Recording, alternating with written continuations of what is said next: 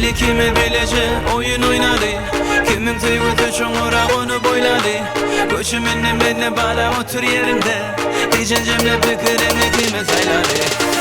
Demim yetse gözüm yetse elim yeten o. Bulum ucur belgine SMS giden o.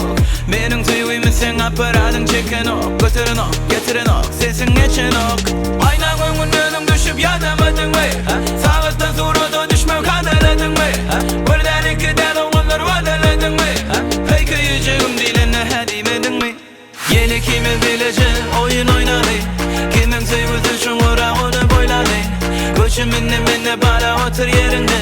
Diyeceksin cemle fikrini kimi sayladı. Oyun oynadı.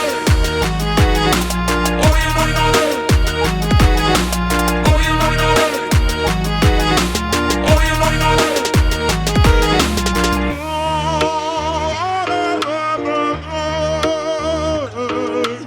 Aylan sana yanıma düğünüm geçti bugüne.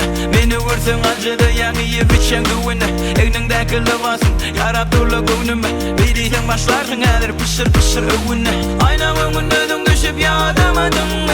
Sağlıkta sonra düşme kadaladın mı? Buradan ikiden oğlanlar vadaladın mı? Hey diyecek değilini hadamadın mı? Gel kimi bilece oyun oynadı. Kimin tüyüdü çoğura onu boyladı. Koşumunun benimle bağla otur yerinde.